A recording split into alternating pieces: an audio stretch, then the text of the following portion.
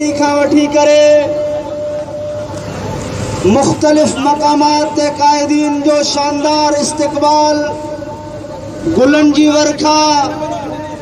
ऐं परचम नबी जी परचम कुशाई कंदे ठुल्ल शहर जे प्रेस क्लब जे अॻियां अॼु ही गैरतमंद कारकुन जमा आहिनि जेके मुक़्तदर कुव्वतुनि खे पैगाम ॾेई रहिया आहिनि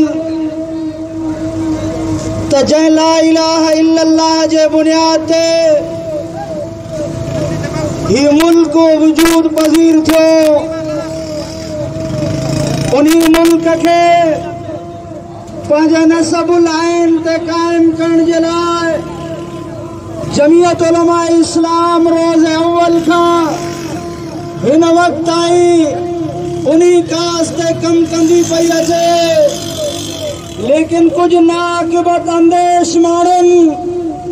शायद हिन जमात जी ताकत जो अंदाज़ो न लगायो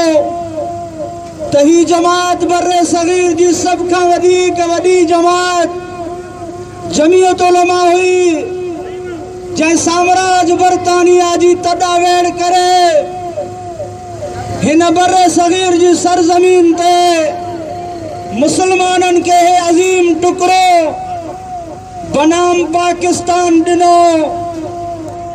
अज अमेरिका बदमाश उछलायल हड्डी ते पालियल कुत्तन के बचे रहियो आहे त हिन पाकिस्तान सरजमीन ते 73 जे इस्लामी आइन में तब्दीली कंदे इसराइल के तस्लीम करण जे लाइ तमाम पंहिंजा वसाइल बरुए कार लाईंदे हिक नाकाम कोशिश करे रहियो आहे। हिन अज़ीम शान रैली जी तवसुत सां अमेरिका जे ऐवाननि ताईं इहो पैगाम पहुचाइण चाहियूं था पिया त कल हिन बर्रे सगीर में बरतानिया जे तोबनि जे अॻियां बीही करे लाशन जो नजरानो ॾिनो हसे। अॼु बि तोखे ॿुधाइण चाहियूं था त खून जे आख़िरी कतरे ताईं हिन मुल्क जी हिफ़ाज़त कंदासीं, जोग्राफियाई भी नज़रियाती सरहदुनि जी हिफ़ाज़त कंदासीं। कोई माई जो लाल इसराइल के तस्लीम नथो करे सघे। मुंहिंजा अज़ीज़ दोस्तो, उन सां गॾोगॾु ख़त्म नबूवत जे मथां बार बार हमला कराया था वजन, यूरोप के अंदर कार्टून शाये कराया था वजन, हिते आसिया मलूना जेड़े गुस्ताखन के प्रोमोट करे उन्हनि जो इस्तकबाल कयो थो वञे। ॿुधो, कल जेकॾहिं तव्हां मुमताज़ कादरी के फाही ॾेई करे इहो तासुर ॾिनो हुयो त हिते शम्मे रिसालत जा दीवाना ख़त्म थी वेंदा, पेशावर जी कोर्ट में खालिद फैसल इहो साबित कयो त शम्मे रिसालत जा दीवाना अॼु बि हज़ारे न किरोड़े मौजूद आहिनि।